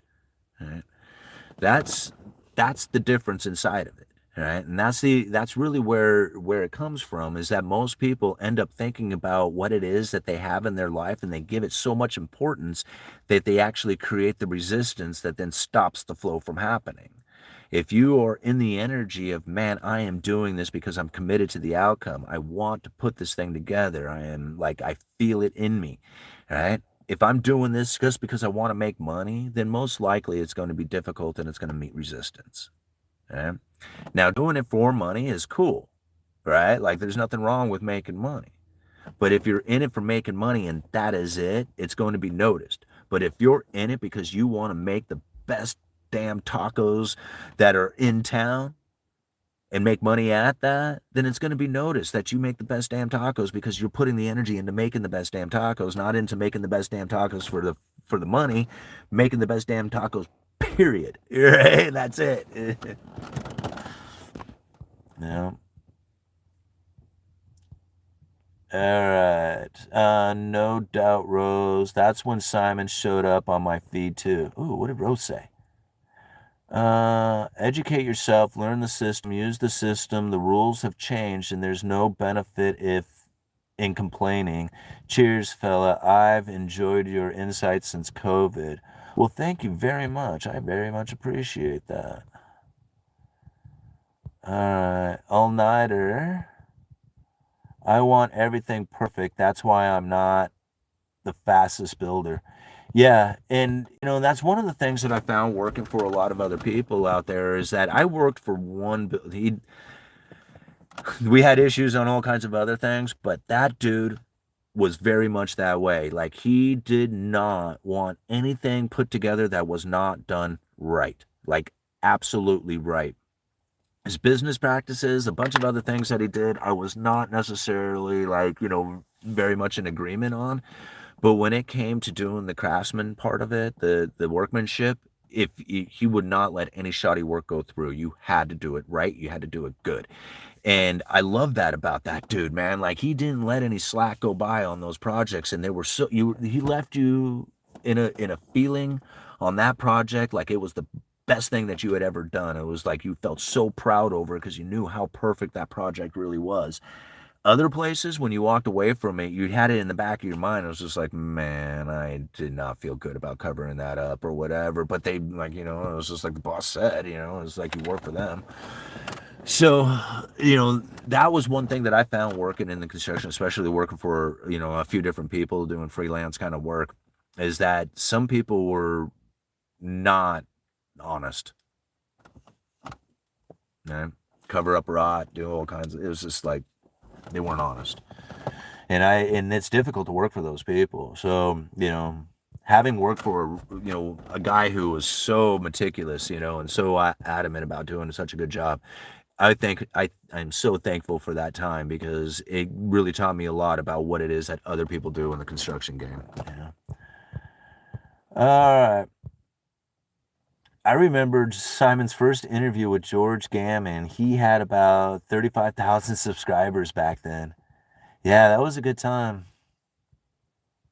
Lumber was so popular back then. Good Lord. Okay, if you happen to be near naturally occurring gold, go get some. I do, but I'm also fortunate to be near gold. I am near gold, but it is flat. It is like placer gold within the black sands of the beach out here. And it is incredibly fine. It is like the tiniest little microscopic flakes. You can get it. It's difficult. There's a sluicing method that I figured out. And, like the blue bowl concentrators are pretty good. And, there's some other methods out there. But man, what a long process. And then like most of the places out here, you can't take the sand and you can't like sluice on the beach. So it's really difficult to try and like, sit there and just pan out a bunch of little tiny flakes. It just doesn't really work that way. But there is gold around here, but it's just like, gosh, it's so hard to get it. I found Simon from George, right on, all-nighter. All-nighter and I met face to face the first time at the Rebel in Houston. All right, I'm not far from, what is that? Julian, California. Got my pan ready for prospecting. That's cool. Yeah, I would like to do something like that. Like, there's some places down south. Like there's a big 50-mile radius all the way around our area in which that there's gold just about everywhere. Like you can all the streams, all the stuff, like everywhere around my area has gold. Like within like literally 50 miles drive, you can go and pan for gold to places. But here in my county and stuff, it is not very popular. There's not a lot of streams or anything else that have like a lot of gold deposits within them. But if you go, like I said, if you go out to the black sands, there's quite a bit in the black sands. But again, it's so microscopic and fine, and oh god, it's just a pain in the ass to try and do it. Which is fun, in itself. It's just a process. Found George from Mark Moss and Mark from YouTube. Thanks, YouTube.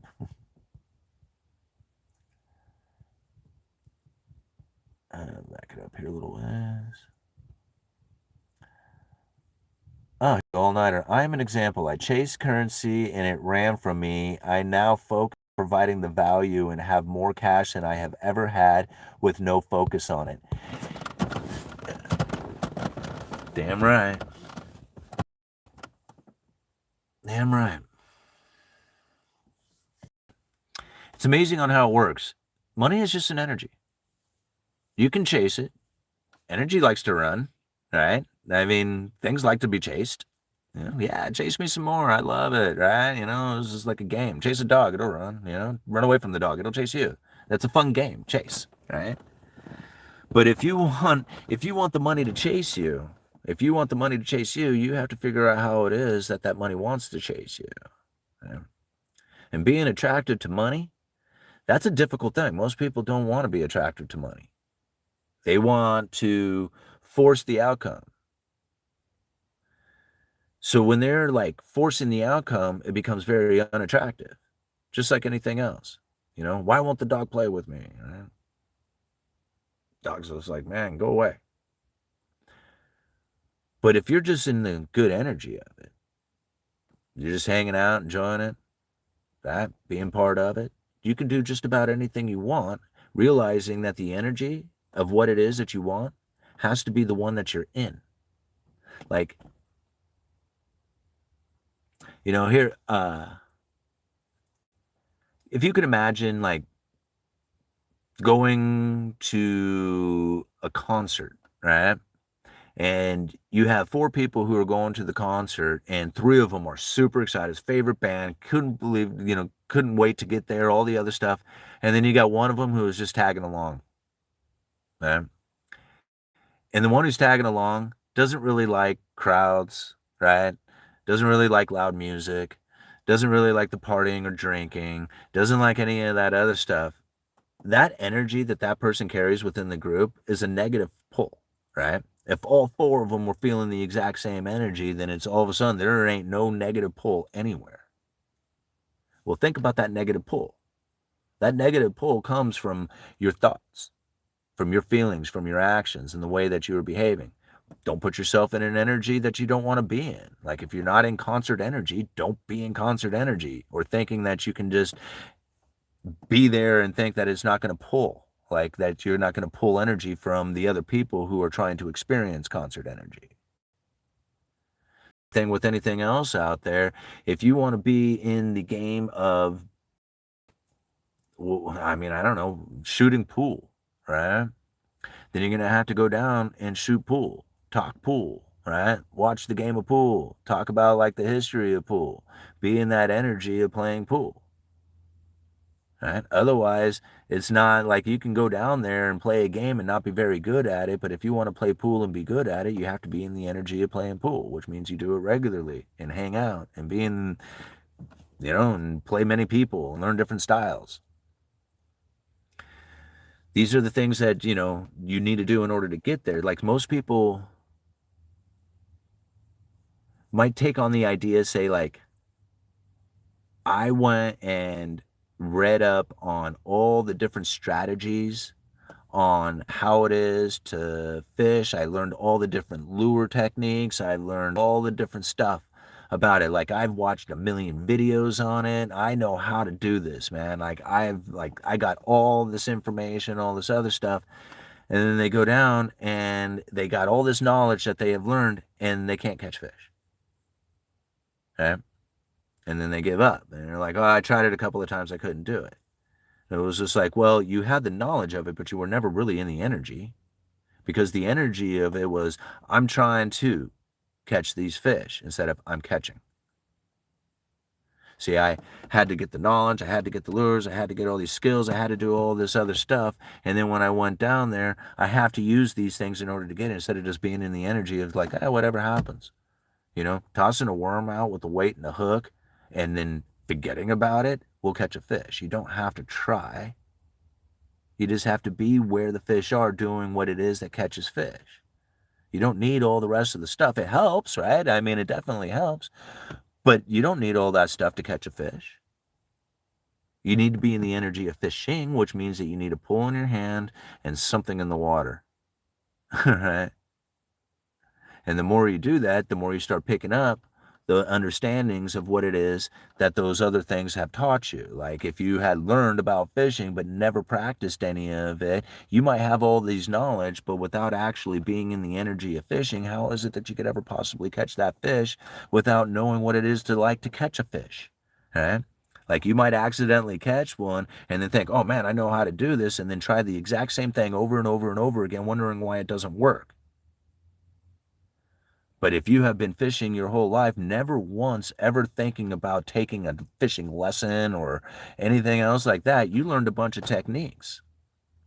Well, same thing for the person who had learned it all. They go out there, they start trying these different techniques and find that some of them work, some of them don't. And they start realizing, man, the more I do this, the more I'm in it, the more I understand what it is that catches fish because you're in the energy of actually doing it. Yeah. It's so everybody screws it up their whole life, and I'm starting to figure this out for myself in so many different ways.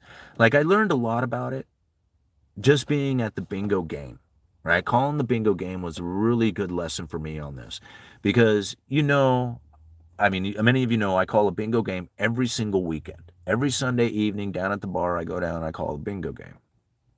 It's been fun. I've been doing it for like 20 years. It's one of the coolest things in my life. Now, everybody knows you're not going to be like, I mean, just personally talking, not about the game, but everybody knows that not every single day you're going to be a happy individual, right? There's things that happen in life. There's things that hit you, something comes up where it's just like, it takes you down. But I got to bring this energy to the bingo game. Now, if I brought the energy to the bingo game that brought in one that I was thinking about my bills or I was thinking about, something that was going on that was a stressful moment for me, and I'm trying to call the bingo game, it's going to come out. It's going to come out in the tonality. It's going to come out in the jokes. It's going to come out. Like people are going to be like, dude, there's something off, right? They may not know it's about the bills or something else going on, but they're going to know that something's going on within it. So now for me, I have to think about that. Like if I'm going to be bringing bingo energy to the game so that everybody's enjoying it, I got to be in the game, right? I got to be the bingo caller. I got to have that energy and not the one that says, man, I'm thinking about what's going on in my life or something else that's happening. I got to be in that moment for the next couple of hours. And when I do that, the game lights right up and everybody has this wonderful time, right? And then when the game's over, then I can go back to doing whatever. I can think about whatever it is. But if I want that game to be awesome, I can't be thinking about the bills. I got to be in bingo energy, right?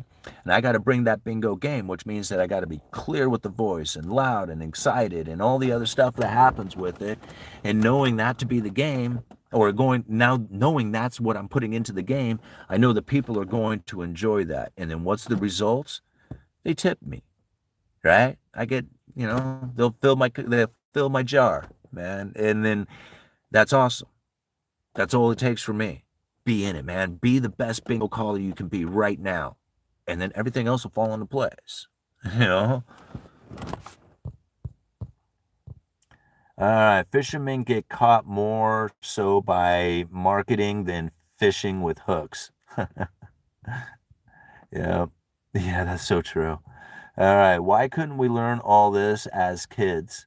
It's because, well, the thing is that you probably would never understand it as a kid. You have to actually experience it as an adult and then look back on your life and say, yeah, that's what was going on, right? Because you can explain it to a kid, but a kid probably wouldn't ever get it until it actually happened to them. And so they have to go through the experience of it. The more experiences you get from it, the more you recognize it happening.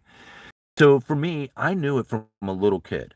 Like I knew from a little kid that I could put things into my imagination and then make them happen. And now this is scary for me because I've done it in many different ways, right? Everything starts in the imagination. And then when I learned it later on through, manifestations and whatever you want to call it, the manifesting techniques. But then that's when I realized that everything starts in the imagination. Nothing could possibly ever exist if you didn't imagine it first. Right? So there has to be an imagination first that then brings in the reality of whatever it is you want in your life. So now I found this to be the case for me, right? Like whenever since I was a little kid, I could like put things into my imagination and I wouldn't necessarily like, $1 million reward or something, not like that, but kind of smaller things like I don't know, like maybe say like a particular like thing I wanted in my life, like a bicycle or something, or maybe a trip or something. Because I was really big into experiences. I like going places, and so things like that I really wanted in my life, I would think about them, And eventually they would start to happen, or at least be moved in that direction that it would start to occur. And so I realized a long time ago that I could make things occur in my life by just simply thinking about it long enough and not too big, right? Like, I mean, things that I really wanted that I could actually acquire, not things that were so far beyond my imagination I couldn't get them. And I realized that they could happen. It would take place. Not always, but a lot of times I would find that it was just something I just had to think about and not actually have to work towards or try and attempt to get. It would just all of a sudden just be there. Well, later on in life, I recognized that happening again, even for me and the YouTube channel and all this other stuff. Like, I remember there was a time I told my wife, I said, I would love to have a YouTube channel where I get to share thoughts about economics and have a conversation about it. I would love to be on stage talking, like get that experience to be able to share in a live presentation kind of thing. And I would love to meet Ron Paul. Like, I remember those things, like saying those things to her, and I remember it happening.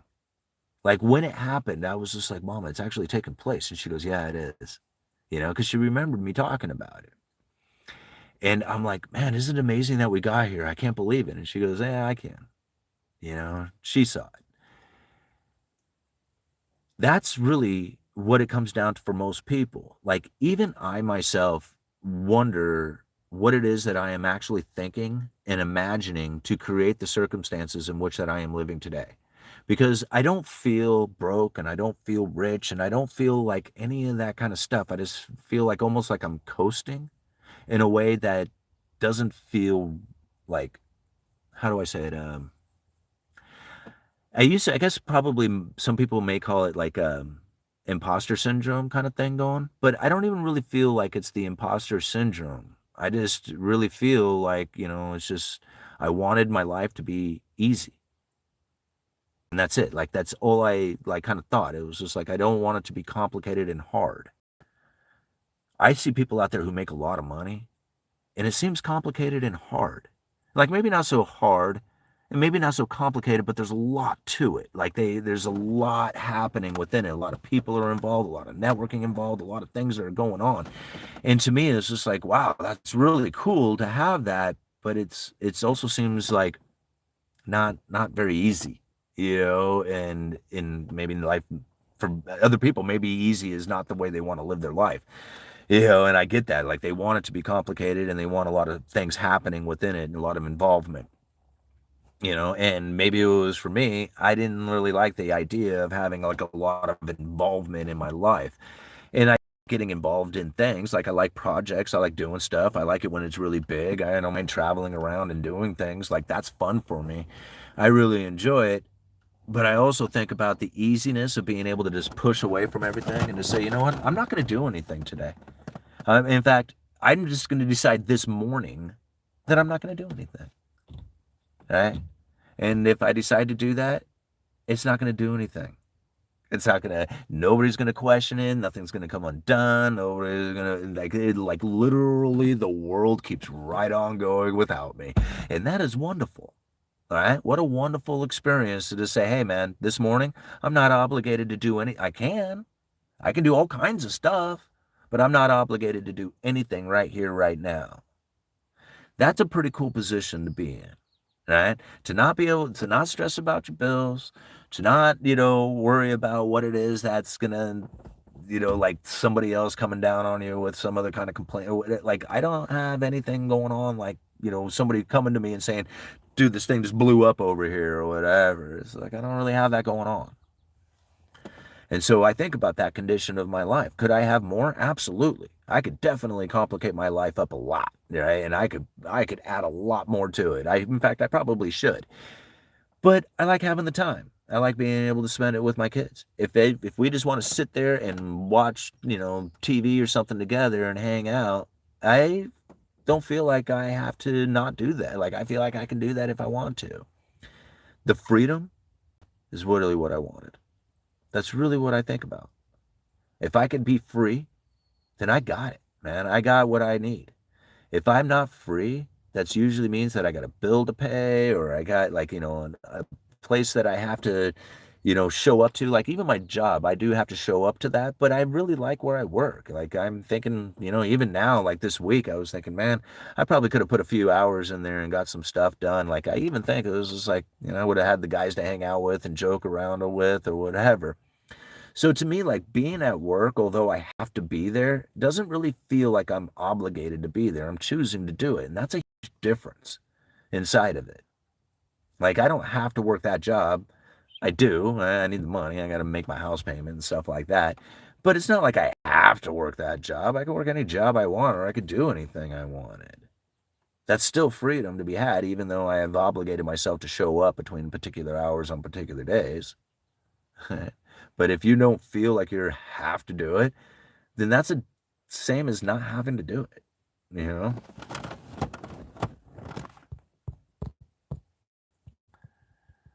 All right. It takes the woman behind the man. I tell you, it's taken a lot between us, What time is it? Alrighty, guys. My phone's starting to die here, but you are beautiful people for hanging out here. We got 96 people watching with 88 thumbs up. Thank you so much for hitting that thumbs up button, supporting the Uneducated Economist as we continue to break down the economic theories and what it is that's happening out there so that we can position ourselves most accordingly for it. I love these economic theories. I love breaking it down, and I love recognizing them daily when I go through the media posts, when I go through, the news articles, when I hear the stuff that people are talking about out there. I love it because every day I recognize more and more on how these underlying economic playing out, and most people just don't see them, and so they want to find reasons and excuses, and you know, I don't know, like I don't know what it is that they're looking for out there anymore because now that I this in the way that I see it, I just can't see it any other way. And now that I think about what it is that most people are looking out there, I think, man, they're probably more or less just guided into oblivion as they cannot see what it is that the powers that be are really doing. Now, again, everybody has their own belief system on that. And a lot of people think that, I know what they're doing. They're trying to control and, kill everybody off and make you pay, all your money to them and they can have all the wealth for themselves and stuff like that. And, I can agree in a lot of that. But when I recognize how it happened from the underlying economic forces of the Cantillon effect, I don't try to blame anybody or expect them to fix it. I just try to figure out how it is that I can position myself accordingly for it because that's really the important part of it, right? Like they can't fix that. You can blame them. Okay, now what? It was like they're not gonna fix it, and then what do you do with the blame? I mean, other than like come up with a very creative way of blaming them, And I guess there's a lot of people who make some pretty good money doing that. Um, Plato's allegory of the cave, Simon. Okay, you know what? You're right. I will listen to that. Is it a long book? I'm gonna listen to it tomorrow. No better owner of the hider. That's it, man. Thanks to the viewers like us. Absolutely, Deja. Born free as the wind blows. 6 minutes, I emailed it to you. Okay. I will take a look. I've gotten a lot of emails lately. I got to go through and deal with that. Like, the email has been out for so long now that it's just out there and it just gets bombarded with, like, junk. And, I'm trying to filter through, make sure that I'm not missing any, like, important stuff out there. But, man, it's just like, I go through and I try to clear it up as much as I can. All right. Or just watch The Matrix. Great book, Justin. Plato was interesting. The history of central banking and the enslavement of mankind, Simon. You're awesome, Deja. Yeah, she is. All right. All of you are awesome. All-nighter, thank you so much for all the work and of moderating the channel and keeping the comments clean and algorithm friendly. It's amazing on how much work you actually put in, man. It's just like you're everywhere all the time, constantly doing it. Man, I appreciate it. All right. I miss mail calls. Oh, well, Deja, I got rid of my PO box. I actually let it lapse and they locked it out on me. So I need to get a new PO box so I can have people start sending stuff in the mail again. That was a lot of fun. I enjoyed doing mail call videos too. We used to do them like once a week. I used to get so much mail. It was really cool. It's like this awesome fan mail thing that I was doing. But anyway, I need to go back and get a new PO box so I can do that again. All right. You guys are awesome. Thank you so much for being here. Thank you for hitting the like button. Thank you for sharing the videos. Thank you for everything you do to support the Uneducated Economist. You guys let me know.